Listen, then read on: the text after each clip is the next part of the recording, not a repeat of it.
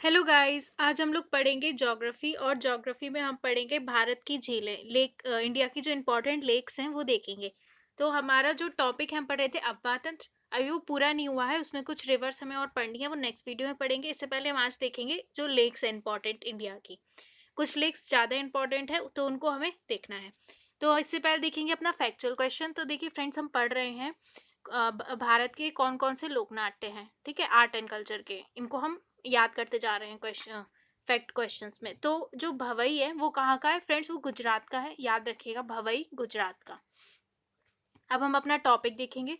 तो देखिए झीलें क्या होती है। देखिए आपने हर झील ऐसी है जो हर जगह लगभग होती ही है, आप सबने देखी होगी। झील जल का स्थिर भाग होता है जो चारों तरफ से स्थल खंड से घिरा होता है। तो देखिए जैसे नदी होती है तो उसमें क्या है, पानी बहता है, लेकिन झील में क्या है, स्थिर भाग होता है ना। और चारों तरफ क्या है, भूमि होती है, स्थल खंड होता है, और बीच में आप देख सकते हैं, आपने सबने झील देखी होगी। भारत में क्या है, कई प्राकृतिक और मानव निर्मित झीलें पाई जाती हैं। देखिए कुछ झीलें तो प्राकृतिक होती हैं। जैसे मान लीजिए कहीं पे बहुत गड्ढा है तो वहां पे क्या बारिश होगी, पानी भर जाएगा तो झील बन जाती है। और कुछ मानव निर्मित झीलें भी होती हैं, जैसे कि मानव ने बनाई हुई हैं उनको। जैसे कि क्या होता है, जब बांध बनाते हैं तो बांध के पीछे का जो बहुत जहाँ पानी रुकता है वहां बहुत बड़ी झील बन जाती है। तो मानव निर्मित झीलें भी होती है। मानव निर्मित झीलों में बहुउद्देशीय परियोजनाओं के अंतर्गत बनाए गए जलाशयों को सम्मिलित किया जाता है।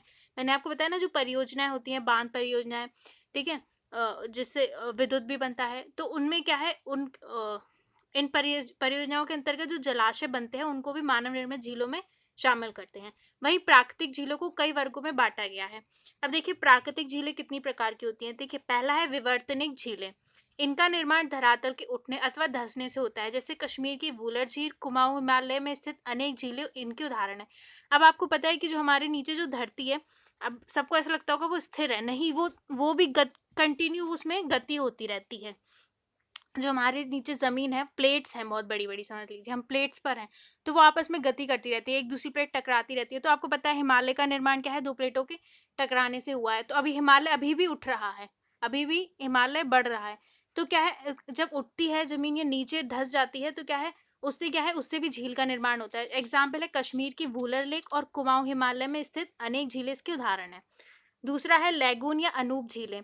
इनका निर्माण तब होता है जब समुद्र जल का कुछ भाग बालू, चट्टान अथवा प्रवाल भित्ति के द्वारा मुख्य जल से अलग हो जाता है। देखिए क्या होता है ना, जो समुद्र का जल है, ठीक है, समुद्र जल, जो समुद्र आपको पता है ना, ओशन, उसका कुछ भाग क्या है, मान लीजिए बालू से, चट्टान से या प्रवाल भित्ति के द्वारा मुख्य जल से अलग हो जाता है। मतलब समझ लीजिए कुछ जो समुद्र का भाग है वो कुछ मतलब एक तरफ इकट्ठा हो गया है, बीच में बालू आ गई, इस तरीके से समझ लीजिए। कुछ झीलें संकरे जलीय भागों द्वारा समुद्र से जुड़ी होती हैं, ठीक है, जैसे चिल्का, पुलिकट, वेमनाथ, अष्टमुदी इसके उदाहरण है। अच्छा मैं अभी ये भी बता दूं कि ये मैं आपको मैप में झील नहीं दिखा रही हूँ, मैं अभी ऑलरेडी मैपिंग करा रही हूँ शॉर्ट्स में, वीडियोस में। तो उसमें मैं आपको अभी लेक्स पढ़ा रही हूँ, ठीक है, मैं चिल्का लेक भी पढ़ाई है, पुलिकट भी, वेमनाथ भी। तो इंपॉर्टेंट लेक्स ही हमें पढ़नी होती है जो न्यूज़ में है, या मान लीजिए किसी कारण से वो किसी ना किसी कारण से न्यूज़ में या फेमस है, तो वो सारी हमें पढ़नी है। तो उसमें मैं पढ़ा रही हूँ, मैप में दिखा भी रही हूँ कहाँ है, उसकी एक्स्ट्रा नॉलेज भी दे रही हूँ। तो उस मैप उसको आप फॉलो करिए, उसको देखिए और बनाइए, ठीक है, इसके साथ। तो देखिए क्या होता है ना, देखिए मान लीजिए ये ओशन है, ठीक है, ये यहाँ पर है ओशन, ठीक है, और यहाँ पर हमारे स्थल भाग है, पेड़ लगा है यहाँ पे मान लीजिए। तो मान लीजिए कि ये जो हमारा समुद्र आ रहा है ना, यहाँ तक। अब यहाँ पर देखिए कहीं पर ऐसा हो जाए कि ये पार्ट अलग हो जाए, ठीक है, यहाँ पर वाटर आ जाए और यहाँ पर हमारी इस जगह आ जाए मिट्टी, ठीक है, तो ये वाला जो पानी से भरा क्षेत्र होगा ये समुद्र से थोड़ा अलग हो गया है, तो ये इधर एक लेक बन जाएगी। शायद आपको समझ में आ रहा है, समझाने की मैं कोशिश कर रही हूँ। तो यहाँ पे हमारा समुद्र है, समुद्र बहुत बड़ा है, यहाँ पर हमारा स्थल भाग है, घर बना हुआ है, देख लीजिए, मान लीजिए गंदा सा तो देखिए अब अगर मान लीजिए यहाँ तक पानी आ जाता है ऐसे गोल में, ठीक है, और यहाँ पर बालू आ जाती है पूरी, तो ये देखिए समुद्र से अलग हो गया, तो यहाँ पर एक झील बन गई। तो क्या होता है, ये बालू या चट्टान आ गई या प्रवाल भित्ति आ जाती है, तब ऐसा होता है। प्रवाल एक जीव होता है, ठीक है। और क्या होता है, कुछ झीलें क्या होती है, समुद्र के पास होती है, समुद्र स्थल के बीच भाग में होती हैं, लेकिन तीनों तरफ वो स्थल से मतलब जमीन से घिरी होती हैं, और एक तरफ वो समुद्र से जुड़ी होती हैं, जिसमें अभी मैंने पढ़ाई है मैप्स में, चिल्का, पुलिकट, वेमनाथ इसके उदाहरण है, आप देख सकते हैं इनको अच्छे से, ये इंपॉर्टेंट लेक्स हैं। अब वो इसका एक टाइप होता है हिमानी निर्मित झीलें। ये हिमनद अथवा हिमानी के अपरदन से निर्मित होती हैं। उदाहरण के तौर पर नैनीताल, राक्षसताल, खुरपाताल, रूपकुंड इत्यादि झीलें हिमानी निर्मित है। देखिए जहाँ आप देख सकते हैं हिमालय है, वहां पर क्या है, आप देख सकते हैं बहुत सारे पर्वत है, उनके ऊपर क्या है, बहुत सारी बर्फ है। तो वो क्या होता है, जब हिमनद या हिमानी से अपर्दन होता है तो अपर्दन के कारण भी झीलें बन जाती हैं। जैसे कि इसका एग्जाम्पल हमारे नैनीताल वगैरह में है। वायु द्वारा निर्मित झीलें, हवाओं के प्रभाव, देख ऐसे याद रखिए कि कहीं की भी अगर मान लीजिए गड्ढा बन गया, छोटा नहीं बहुत बड़ा, ठीक है, किसी भी कारण से, वायु के कारण से, हिमानी कारण से, तो वहां पर झील बन जाती है और जिसके कारण बनती है वो उसके द्वारा निर्मित झीलें होती हैं। तो हवाओं के प्रभाव अपरदन से निर्मित झीलें इस श्रेणी के अंतर्गत आती है। देखिए राजस्थान आप जैसे देखेंगे तो वहां पर आपने देखा होगा कि क्या है, डेजर्ट है वहां पे, है ना, रेगिस्तान है। तो रेगिस्तान में क्या है, आप देख सकते होंगे कि बहुत सारी बालू ही बालू रहती है। तो अगर वो मतलब मान लीजिए वायु के कारण वो जो रेत है वो उड़ती रहती है, तो क्या होता है कि हवाओं के प्रभाव और अपरदन से निर्मित झीलें जब इससे मतलब अपरदन से गड्ढा बनता है तो इस तरीके से क्या है, झील बन जाती है। इन झीलों को प्लाया भी कहते हैं। ये मुख्यतः लवणीय झीलें होती हैं। ठीक है, अब देखिए कैसी होती है, लवणीय होती है। राजस्थान की अधिकांश झीलें इसी श्रेणी में है, जैसे सांभर, डिडवाना, पंचभद्रा, लूनकरण, लूनकरणसार, ठीक है, इत्यादि। अब देखिए डेल्टाई झीलें क्या होती हैं। झीलें, डेल्टा आपको पता है, जब कोई नदी होती है, जब वो जाके समुद्र में मिलती है तो वो क्या होती है, समुद्र में मिलने से पहले कई शाखाओं में बढ़ जाती है, तो वो डेल्टा बनाती है, जहां पर क्या है, लवणीय जल भी होगा, फ्रेश वाटर भी होगा। तो ये कौन सी, ये झीलें डेल्टाई प्रदेशों में नदी वितरिकाओं के मध्य निर्मित होती है, जैसे कोलेरू लेक, कृष्णा गोदावरी डेल्टा। ठीक है, जैसे कोलेरू लेक है हमारी, जो कृष्णा गोदावरी डेल्टा पे है, तो जो वितरकाएं बढ़ जाती हैं, शाखाएं बढ़ जाती हैं नदी के, उनके बीच जो झील बन जाती है। ज्वालामुखी क्रिया से निर्मित झील, क्रेटर झील। अब देखिए अगर ज्वालामुखी क्रिया होती है, जब ज्वालामुखी के बीच में आप देख सकते हैं, मान लीजिए उससे लावा निकल रहा है, तो बीच में फिर एक गड्ढा सा बन जाता है, उसको, उससे जो झील निर्मित होती है उसे क्रेटर झील कहते हैं।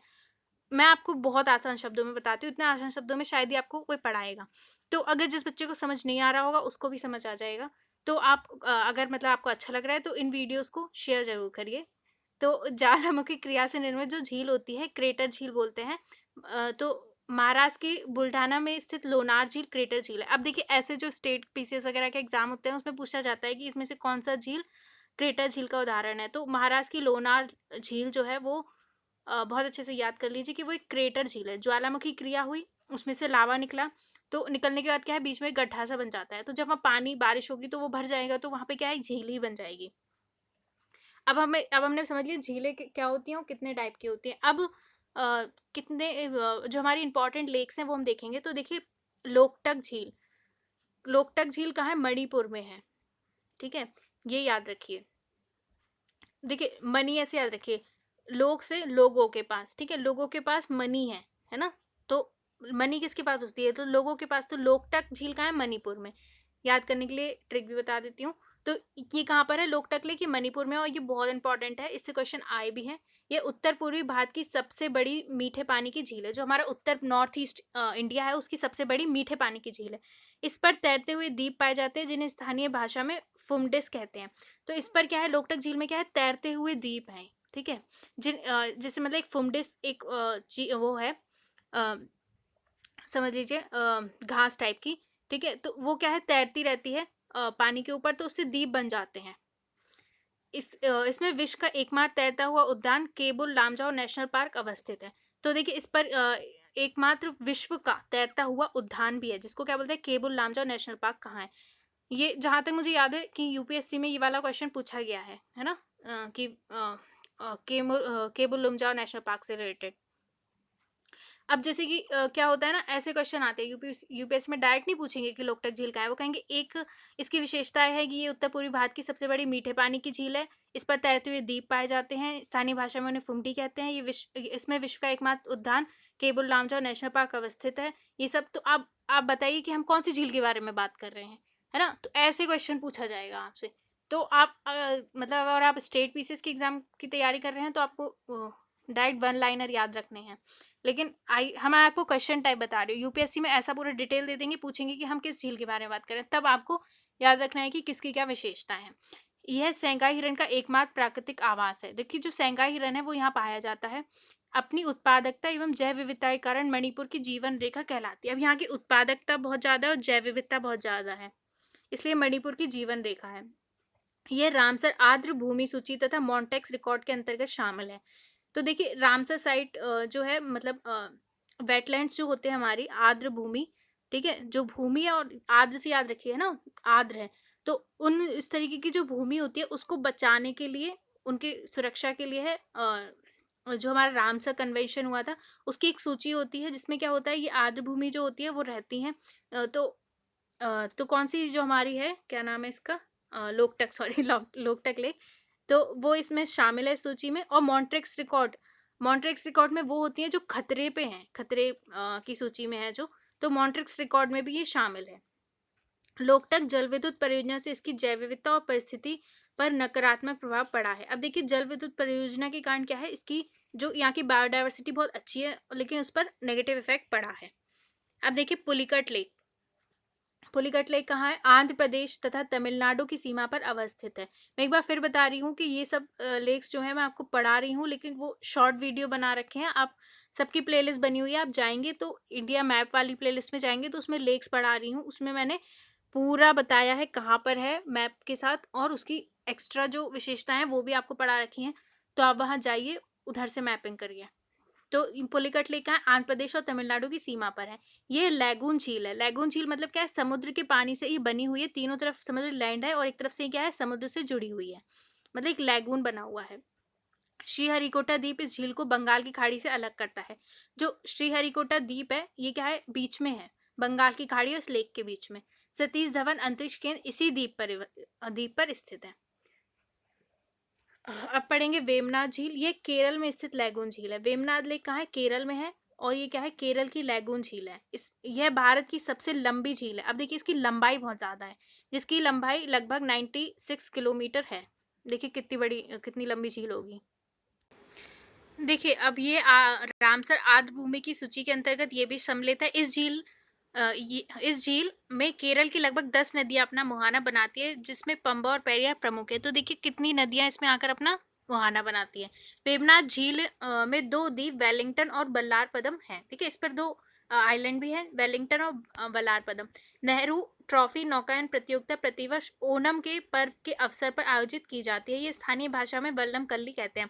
तो देखिए जो एक नौका दौड़ होती है वल्लम कल्ली, वो इस झील पर होती है, ठीक है, जिसको कहते हैं नेहरू ट्रॉफी नौकायन प्रतियोगिता होती है, और कब होती है, ओणम के अवसर पे होती है। अभी एक आपको पता है जो हमारा UP triple S C PET का एग्जाम हुआ है, उसमें पूछा गया है कि ओणम जो है फेस्टिवल जो है वो किस स्टेट का है। तो देखिए आपको इससे और भी चीज़ें पता चल जाती हैं। अब देखिए ओणम के पर्व पर होती है, यानी केरल से रिलेटेड है वो, तो आप और भी क्वेश्चंस आपके हो जाते हैं। चिल्का लेक, इसका मतलब मेरा कहने का ये है कि जो हम पढ़ रहे हैं सिर्फ इतना, अब आप इसमें इतना सिर्फ याद रखेंगे कि कौन सी लेक कहाँ की है, नहीं, उसमें क्या होता है क्या है ये सब भी आपको याद रखना है, क्योंकि क्वेश्चंस और भी चीज़ों से बन सकते हैं। अब पढ़ेंगे चिल्का लेक, यह भी बहुत इंपॉर्टेंट है। ये उत्तरी सरकार तट ओडिशा में अवस्थित भारत की सबसे बड़ी लैगून और खारे पानी की झील है। ये कहाँ है, देखिए ओडिशा में, चिल्का कहाँ है, ओडिशा में। अभी उसके बाद में आती है पुलिकट लेक, जो कहाँ है, आंध्र प्रदेश और तमिलनाडु की सीमा के उधर। तो जो चिलिका लेक है, ठीक है, ये उत्तरी सरकार तट बोलते हैं, ओडिशा का जो तट है वहां पर स्थित सबसे बड़ी लैगून और सबसे बड़ी खारे पानी की झील है, ये आपको याद रखना है। ये रामसर आर्द्र भूमि सूची के अंतर्गत ये भी जो रामसर साइट में है, शामिल है। यहाँ पर अनेक द्वीप अवस्थित है, जिनमें नालाबान द्वीप प्रमुख है, ठीक है, यहाँ पर अनेक द्वीप हैं।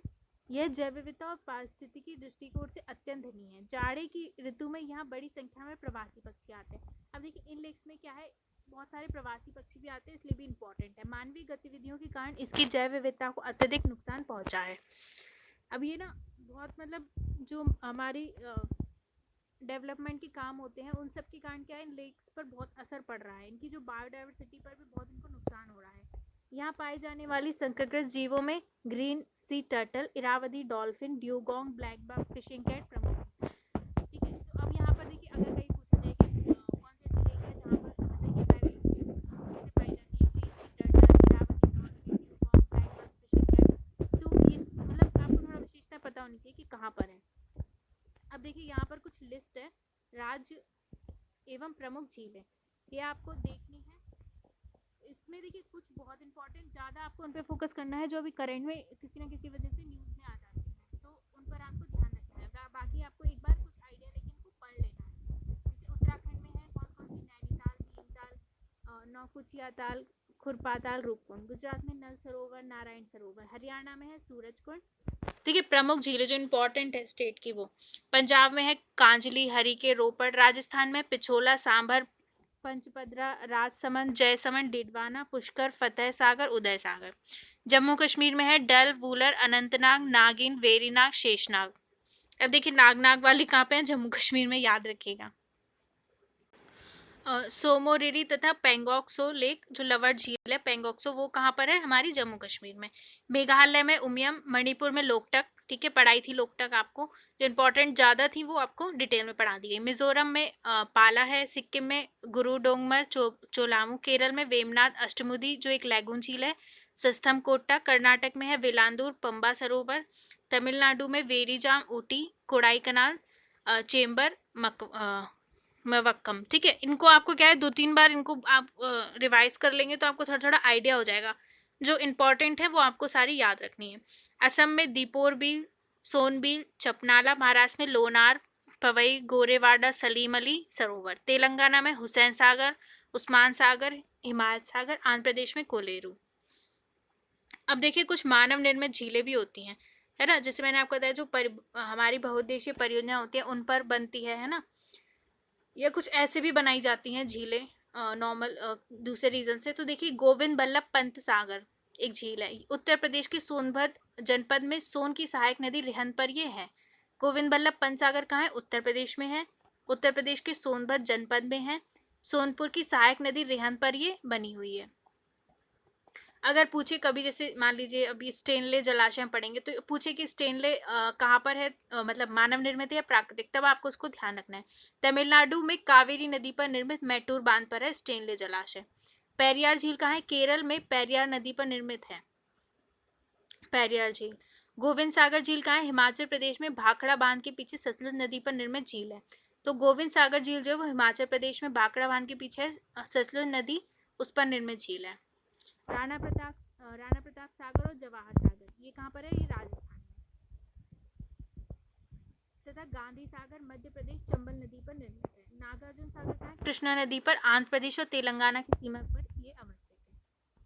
तो ये हमारा टॉपिक पूरा हो गया। अगर आपको कोई डाउट हो तो आप पूछ सकते हैं। थैंक यू, और अच्छे से मन लगाकर सब लोग पढ़ाई करिए। बाय।